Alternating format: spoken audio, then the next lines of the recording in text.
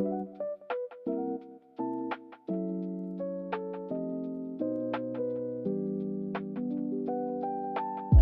what's up, good people, man? Welcome to another episode of Sunday School with Pat. So I'm riding with my daughter the other day, and we pull up to this intersection to the left side of us, and it's like a flock of birds, right? And my daughter, she notices the birds, and she's like, "Hey, Daddy, birds, birds, birds." And I'm like, "Yeah, baby, it's a lot of birds over there. You know, we got to be interested in the stuff our kids be talking about, right?" But as I pulled off, I started to think, birds have wings so that they can fly. Today, I'm asking the question: what is it that you have, and why aren't you using it? I think a lot of times we can see the things that we do as insignificant because they come easy to us.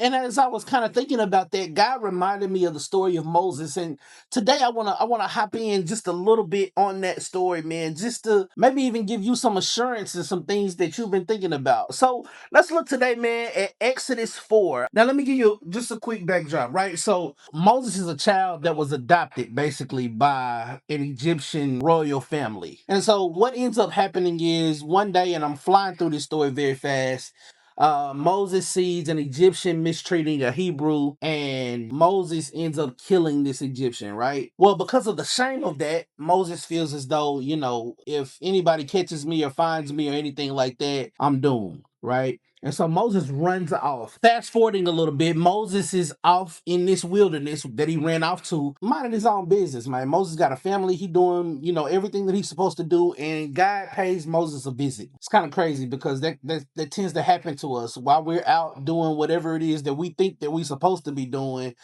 God comes in and interrupts that thing. And basically, God goes to Moses and he says, "Hey, look, Moses, there's people that need my help, and I want to work through you to help them." Moses sees this task, and this task is huge. Basically, Moses is instructed to go to Pharaoh and to tell Pharaoh to let all of the Israelites go, and Moses is supposed to lead them to the promised land. Moses sees this as a job that is entirely too big for him. Moses doesn't think that this is a thing that he can do. God actually ensures him that this is a thing that he cannot do, but he will be able to do it because God is going to do the thing through him. All God needs from him is his obedience, right? And so Moses is continuously asking God, how is this possible? What if this? What if that? And that leads us straight into chapter 4, starting in verse 1. It says, Moses answered, "What if they won't believe me and will not obey me, but say the Lord did not appear to you?" The Lord asked him, "What is that in your hand?" Now, so this first question we're looking at is Moses asking, what if Pharaoh don't believe me? What if he look at me crazy? And God's response to that question is not a response to that question at all. God asks Moses, "What is it in your hand?" And Moses replies and he says, "A staff." Verse 3, "Throw it on the ground," he said. So Moses threw it on the ground. It became a snake and he ran from it.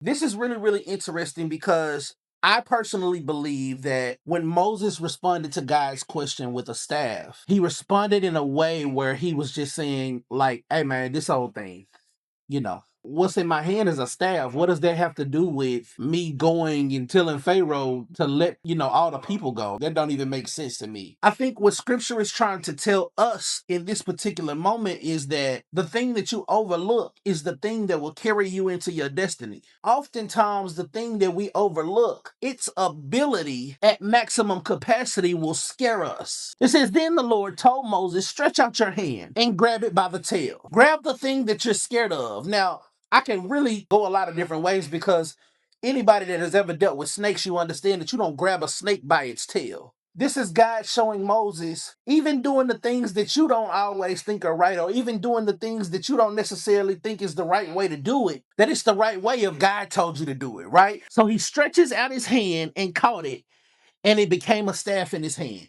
Y'all, today is simple and today is very, very short. I'm here to tell you not to overlook the thing. Just like God gave wings to birds so that they can fly, he's giving you something. He's giving you something specifically for you to do a specific thing. And it's up to you to get into your quiet space, to get into your time, to figure out what that thing is so that you can move on to your next level, so that you can fly, so that you can go to greater heights. Because many of us, we've seen ourselves in a better light. We've seen ourselves and we know, man, there's something bigger for me here. My question to you is, what are you overlooking? What are you calling just the staff?